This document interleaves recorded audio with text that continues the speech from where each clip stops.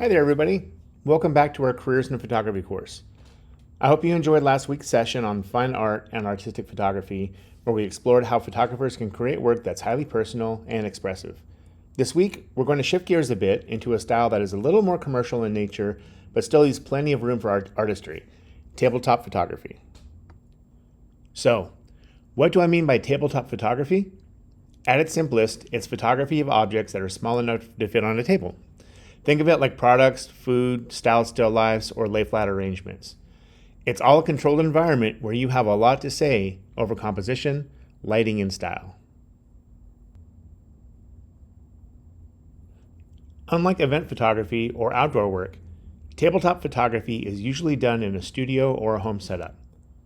That could mean a large professional studio with strobes or constant hot lights, or something as simple as a desk by a window with a piece of poster board as background.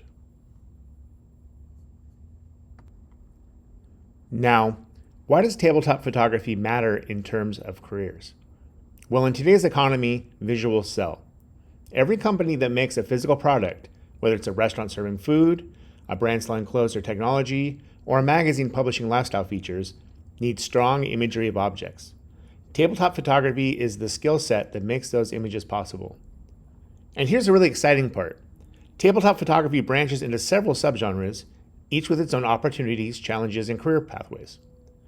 For this week's assignment, you'll be asked to choose 2 of these subgenres to experiment with. That way, you can get a feel for the kind of work involved and see what sparks your interest. The 5 subgenres we'll explore today are product photography, food photography, still life photography, commercial product and advertising photography, and lay flat photography.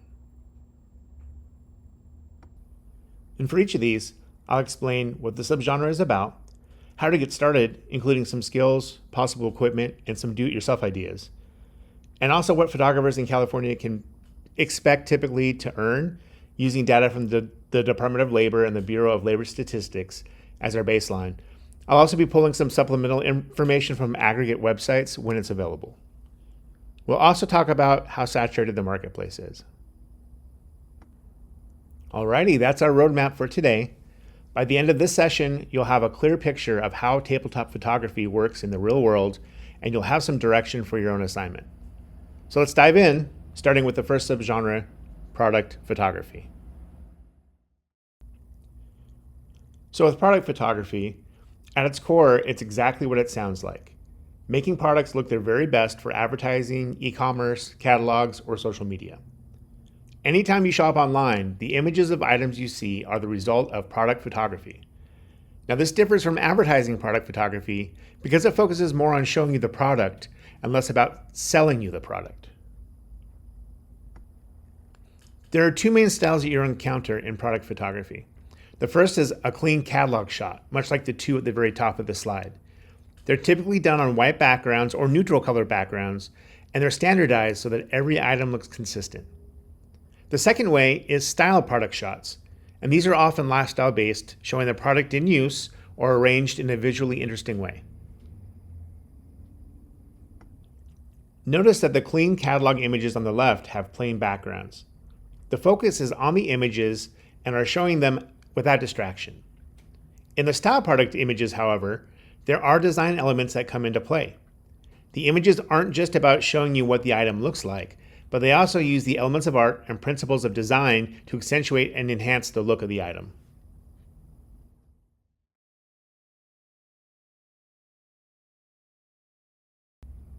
Getting started can be simple. If you don't have access to professional lighting, you can work with things like a table near a bright window. Using a white poster board for a backdrop, you can use a reflector. Even aluminum foil taped to cardboard can bounce light back. And also having a tripod or stable surface for your camera to rest on is a good idea. Over time, many product photographers invest in things like light tents or softboxes so they can have more even, consistent lighting. They also will use macro lenses for detail work. And then sometimes they even move on to tethered shooting setups so that clients can preview images on a computer in real time as they photograph. According to the California Department of Labor and the Bureau of Labor Statistics, The median annual wage for photographers in California is around $50,000, or about $24.33 per hour. However, the numbers compiled by ZipRecruiter report that in the top 10 highest paying cities for product photographers, the jobs pay between $49,000 and $52,000 on average, with top earners coming in around $57,000. The market is very competitive. Every business selling online needs product photography, but many also try to cut costs by using stock photos or doing it in-house themselves. That means that a lot of entry-level work is underpaid. To succeed in this, you'll need to stand out with a couple things, like high-quality, consistent results. You want to be able to be fast, so speed and efficiency is paramount. Retouching skills are really good to take care of any images that may need a little help. And ideally, specialization. When you specialize in something like jewelry, cosmetics, or tech products, you can foster clients to come back to you over and over. And as a side note, in Canvas, we will have a list of different photographers that have been featured in the slideshow, as well as some other possibilities for you to check out. So when you're done with the lecture, make sure to pop over and look for some inspiration from other people's work. Our next subgenre is food photography, one of the most creative and challenging tabletop styles. Now, food photography isn't just about making food look good, it's about telling a story, about evoking taste and smell. We want to create a mood that makes the viewer want to eat what they see. This can range from simple menu shots to elaborate editorial spreads in magazines like Bon Appetit, or advertisements for brands like Starbucks or McDonald's. Hi, I'm Hope Agazi, Director of Marketing for McDonald's Canada. And I'm here with a question from Isabel M. from Toronto, Ontario. She asks, why does your food look different in the advertising than what's in the store? It's a great question, Isabel. We get asked that a lot. And if you want to come with me, I'm going to take you across the street. We're going to find out a bit more. Come on. Hello, could I please order a quarter pounder with cheese? Thank you. Thank you so much. So here is my hot and fresh quarter pounder with cheese. Oh, that looks good. Look at this beauty.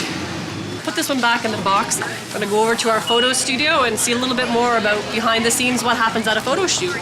So we're en route now to Watt Photo Studios. Watt has been our agency doing all of our merchandising creative for probably about 7 years.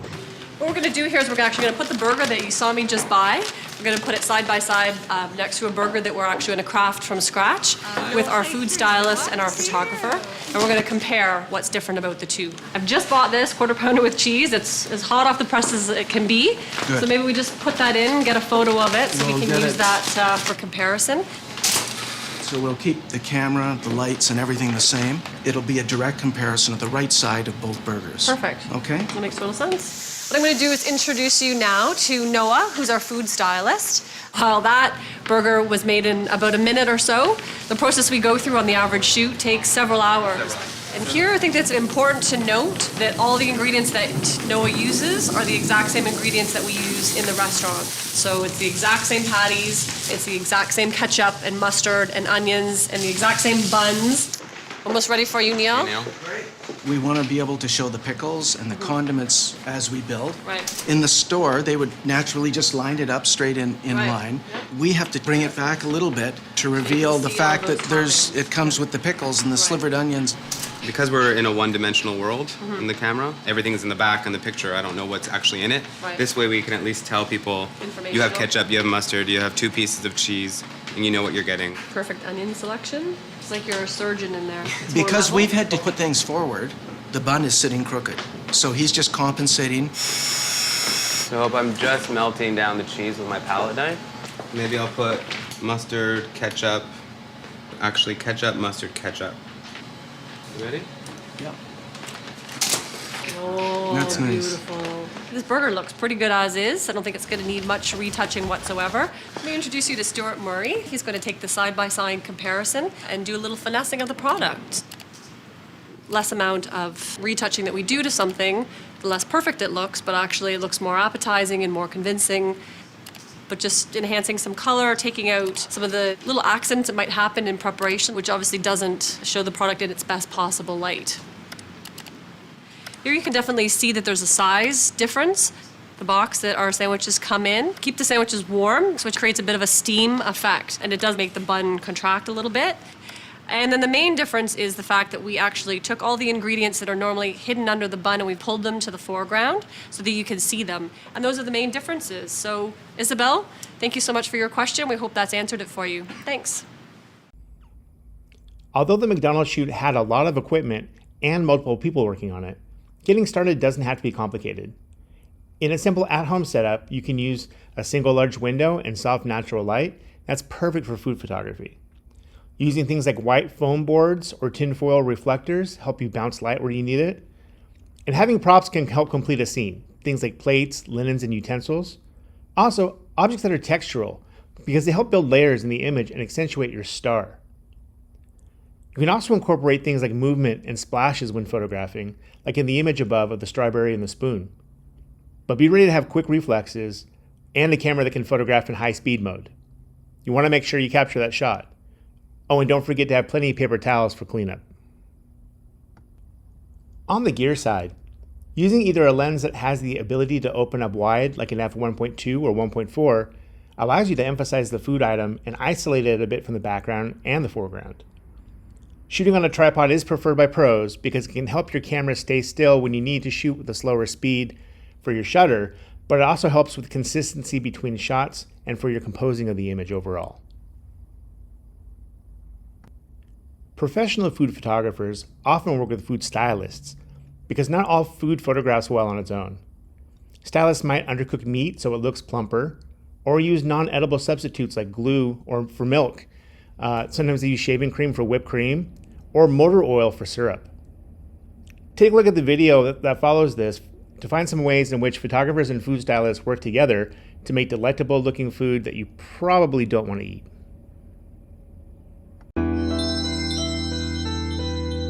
You may have noticed that when you see virtually any food advertisement, it never ends up looking the same as it does in real life. Even packaged frozen foods feature photos that have hungry consumers crying foul when the product comes out of the microwave. But it's only sensible, if a little sneaky, for advertisers to make their products look as appealing as possible. However, this practice goes far beyond shooting an entree from its good side. Some of the tricks used by photographers to make food look scrumptious are pretty clever, and some are downright mind-blowing.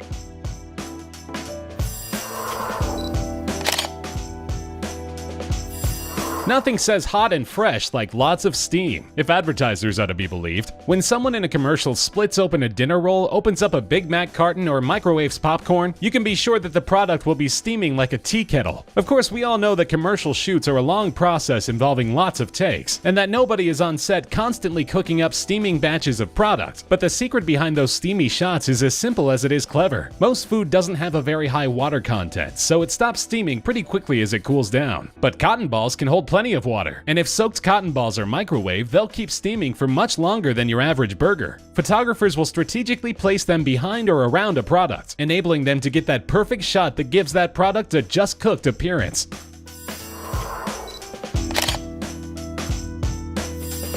Mashed potatoes are the unsung heroes of advertising photography. They're easy to work with and model, keep for a long time, and won't melt or run under hot lights. Over the years, advertisers have found a number of ways to use mashed potatoes to make other foods look better on camera. They can be used to add volume to meat products like roasts and whole chickens, simply by injecting them into the desired area. They're also baked into pies, to give the filling a sturdy consistency that won't run when a piece is cut. But by far their most popular use in advertising photography is as a stand-in for ice cream. Ice cream is incredibly difficult to photograph, especially because it needs to look ice cold. The hot lights used on a photography set will cause it to start melting within seconds, but mashed potatoes don't have this problem. Adding colors and mix-ins makes the illusion complete, and as long as they're the right consistency, it's nearly impossible to tell the difference. If you've ever seen a picture of frosty cold ice cream that made you just have to go out and get some, it's almost certain that you were actually looking at mashed potatoes.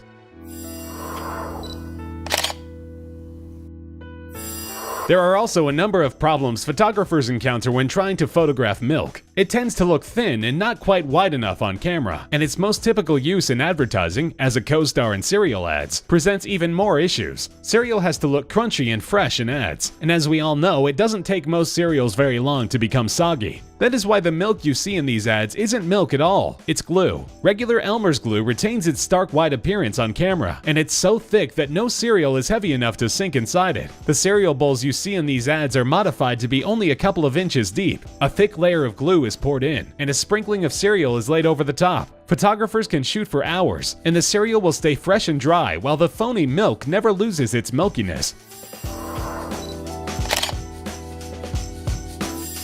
When you see an advertisement for a restaurant or a steakhouse, the steaks always appear grilled to perfection. You can tell because they're pink and juicy on the inside, with distinct grill marks on the outside, the marks of an excellent steak. They may not always get it right in the restaurant, but advertisers make sure that what you see on TV is as appetizing as possible, and they do it in one of the least appetizing ways imaginable. The steaks used in these ads are not even cooked on a grill at all. It's too hard to achieve that perfect pinkness that way. Instead, they're cooked in an oven or on a flat grill, and then the grill marks are painted on with shoe or boot polish. That wouldn't exactly be a tasty steak, but it sure looks good on camera.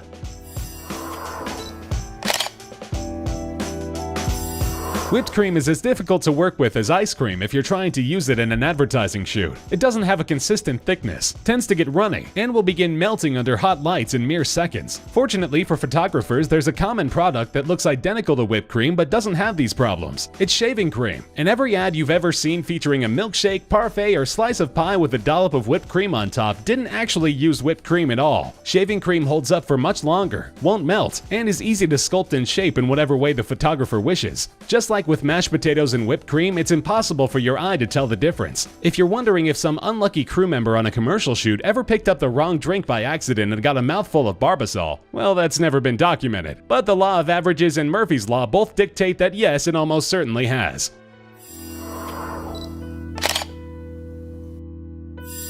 Distributors of fresh fruit have their own tricks for making the product look more appealing in person. A lot of the fruit you find in grocery stores actually has a very thin wax coating to make it appear more shiny. But this isn't quite enough for TV cameras, so photographers have discovered another trick to make fruit really pop in advertisements. If you're a little put off by that wax coating, you can at least keep in mind that wax is edible and won't harm you. Spray deodorant, on the other hand, should never come anywhere near food, unless it's starring in a commercial. Photographers spray down apples, grapes, pears, and practically anything else that has a skin with a liberal coating of spray deodorant to give them that ultra shiny look that we associate with being natural, even though it is anything but.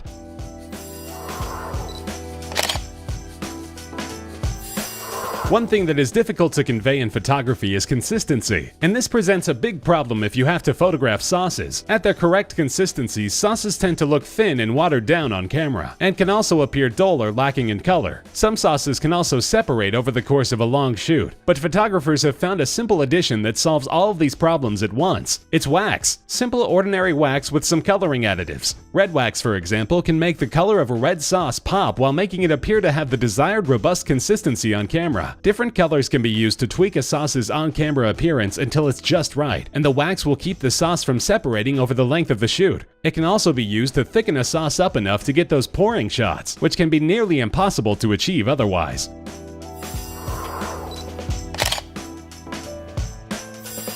Cardboard is second only to mashed potatoes as the MVP of ad photography. Whenever you see a shot of a slice of layer cake with perfectly even distribution of cake and frosting, you can bet that there are a couple of extra layers. Photographers will insert pieces of cardboard in between the layers of the cake, then pipe the frosting onto the cardboard. This helps ensure that there are no crumbs on the frosting, which is unavoidable when simply cutting a piece of cake, and that the layers of cake and frosting look perfectly uniform. Cardboard is also used to make sure that every fast food burger you see in an ad looks perfect. Condiments like lettuce, tomatoes, and pickles are always positioned precisely in these shots, and this is done by slipping a layer of cardboard in on top of the burger patty. The fixings are then meticulously positioned for the camera and held in place by pins. You might complain that your fast food burgers never look like the ones in the ads, but you really wouldn't want the one from the ad, unless you were looking for a mouthful of packing materials.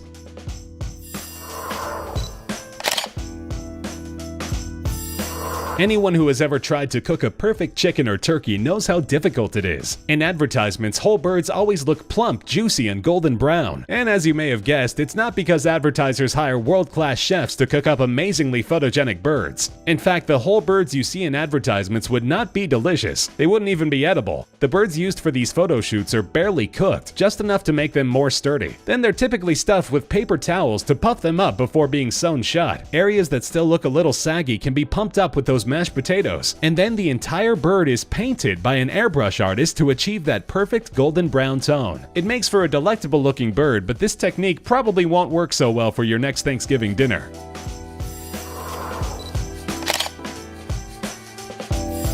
A fluffy stack of pancakes with warm maple syrup is a great way to start the morning, and advertisers know that this image will get your stomach rumbling. The problem with getting this on camera is that almost all pancakes absorb syrup pretty quickly, making it tough to get across how rich and thick your syrup is. To avoid this, photographers will spray down each pancake with a coating of fabric protector like Scotchgard, keeping them from being too absorbent. But sometimes even this isn't enough. Regular syrup can heat up and become runny under lights, and doesn't always photograph well. This is why many of these types of advertisements don't use real syrup. That's 10W30 motor oil getting poured all over those flapjacks. Sure, they were already ruined by the Scotchgard, but somehow that just doesn't seem right.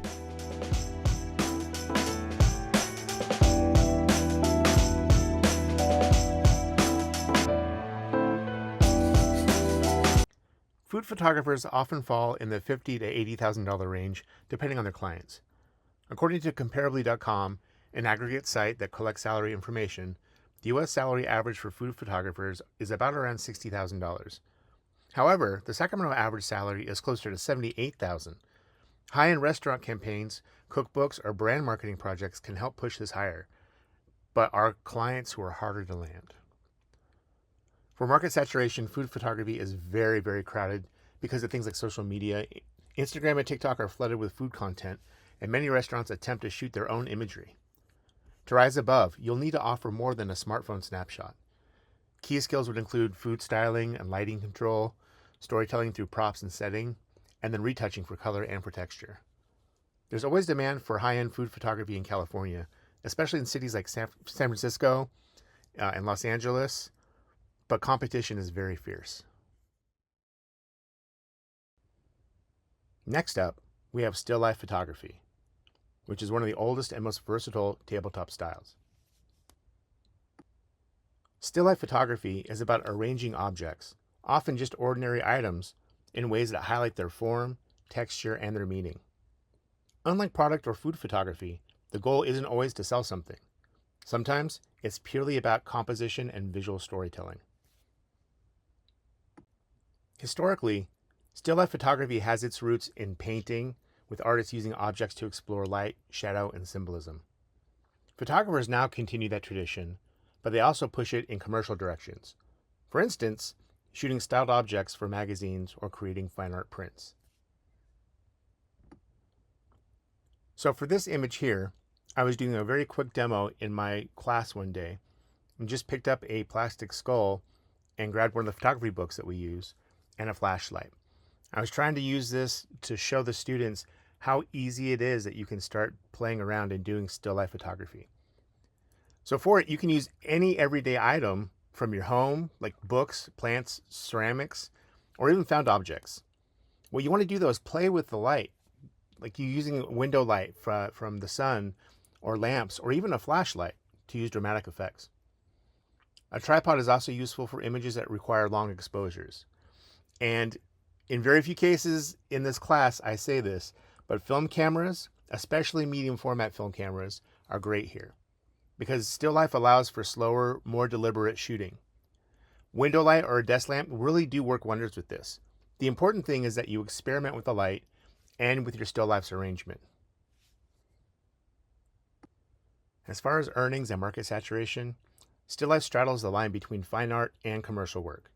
For fine art photographers, income often comes from gallery sales, print editions, or teaching. On the commercial side, still life often overlaps with editorial and advertising work, where rates can be as much as $500 and up per shoot.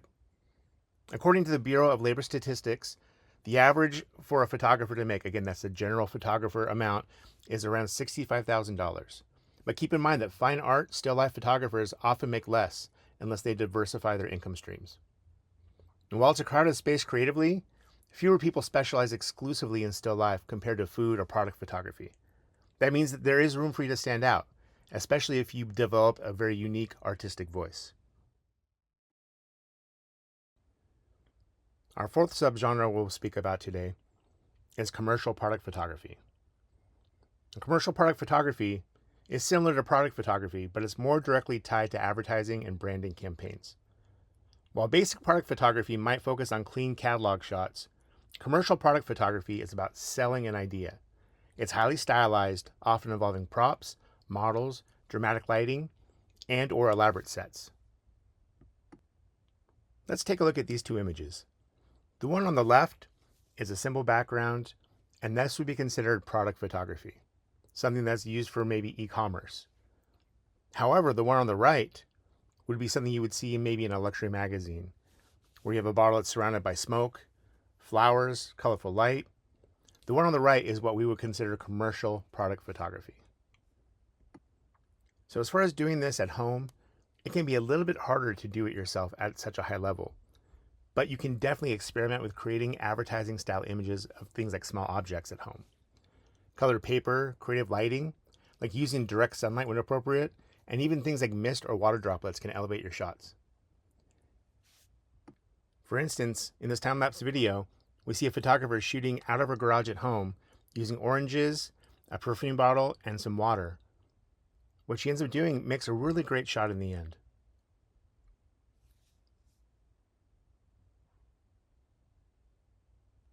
As far as using photographic equipment, studio strobes or continuous lights are very common, along with modifiers like softboxes, reflectors, and gels. A macro lens can be helpful for specialty or close-up shots or smaller items like jewelry.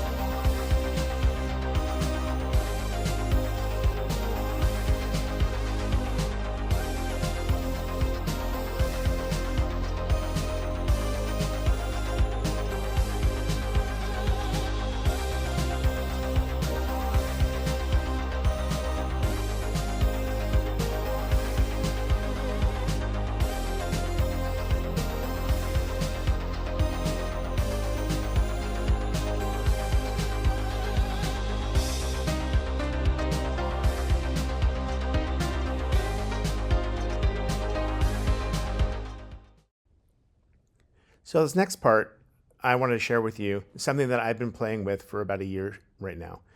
I came up with this by watching the TV show The Mandalorian.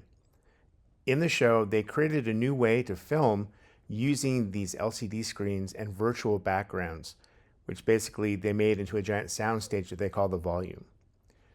With the soundstage, they're able to real-time change the backgrounds using computers that are hooked up through the camera. Everything is very, very realistic looking, and using the camera settings, including dealing with parallax and also with f-stop, you're able to disguise a lot of what might be susceptible to the human eye otherwise. And seeing how the volume was used, I wanted to see if I could do that too for my backgrounds. So here we are.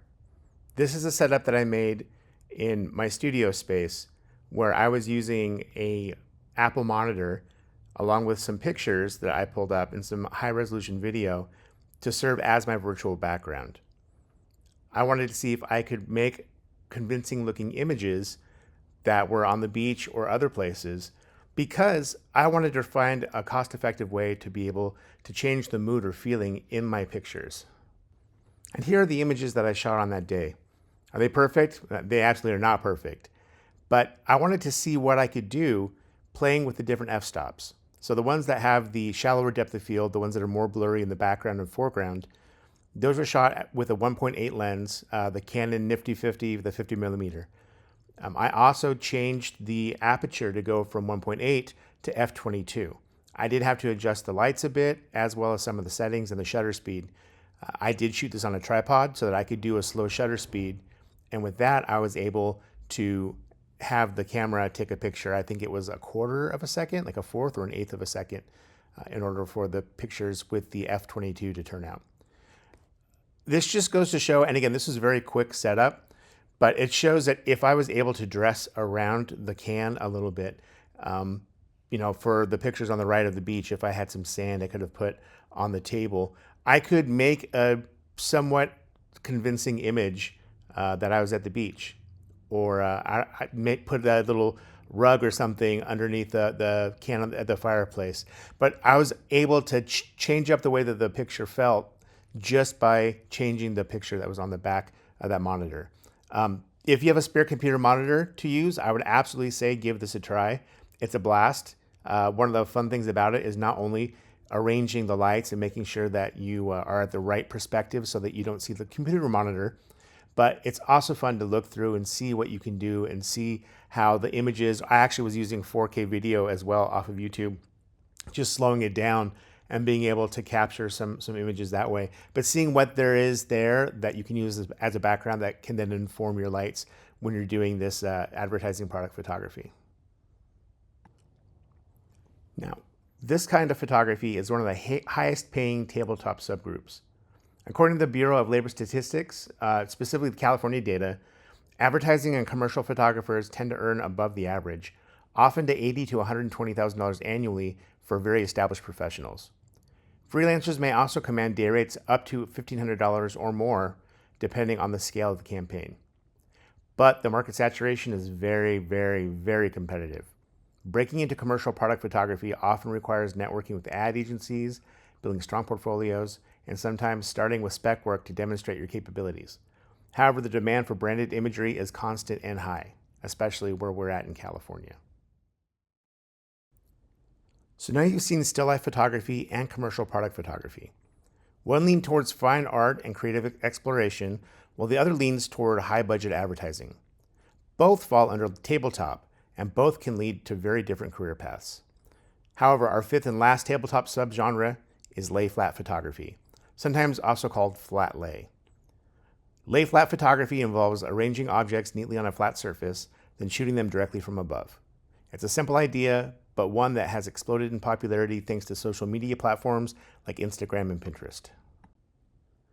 Think of a feature in Vogue or Real Simple magazine where objects are styled to match an article's theme. It could be a travel piece, a lifestyle spread, or even a conceptual still life to accompany an essay. Editorial tabletop often blurs the line between fine art and commercial work. And the great thing about lay flat photography is that it is one of the easiest tabletop genres to start in, and especially doing it at home. All you need is a flat surface, some good natural lighting, like near a window is ideal, and some objects that relate to a theme.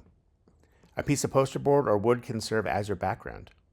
Actually, the picture here on the left is one that I did as a demo for one of my classes. We just used the cement floor of the studio that we were in. I took everything out of my camera bag and sort of arranged it. We did 2 or 3 different versions of this, just trying to arrange things in a chaotic pattern, something that was more formal, and then I ended up coming up with this. It's a little bit of A, a little bit of B. But to do this kind of stuff, you can use also like a tripod. Some people will do it with a horizontal arm on a tripod, but I typically just straddle everything. I like to put things on the ground, or if they're at table level, I will actually use the tilting screen on my T8i in order to be able to see what I'm photographing and making sure it's all even. Wide to normal lenses like 24mm to 50mm are also very common with this. You have to remember that styling and composition for this is everything. You'll need a good eye for color palettes, spacing, and how objects read when viewed from above. And remember, keep arranging, keep playing with it, and see how it looks in the different shots to choose your favorite. So as far as earnings and market saturation, lay flat photography is often done by freelancers working with small brands, influencers, or agencies, and lay flat photography pricing varies widely depending on scale. For simple e-commerce lay flats, you might see ranges in rates between $25 to $60 per image. For more intricate lay flats that include retouching and brand narrative, rates can climb to $50 to $600 per image. And for market saturation, the market is saturated a lot. Lay flat is extremely popular and relatively easy to produce, so lots of people are doing it. The entry level is low, and people like to be artistic and play around with things like this. That said, brands are always looking for fresh voices, and photographers with consistent style and strong editing skills can definitely stand out. All right, folks, we did it. You now have 5 different directions within tabletop photography to explore. For your assignment, remember, you need to choose 2 subgenres from this 5 that we talked about and create a small series of images. Shoot a lot. Focus on experimenting and not perfection. Try out simple setups, explore different lighting, and most importantly, pay attention to what excites you. Choose one image from each of the 2 subgenres that you chose, and then use those to submit for your lab work for this week.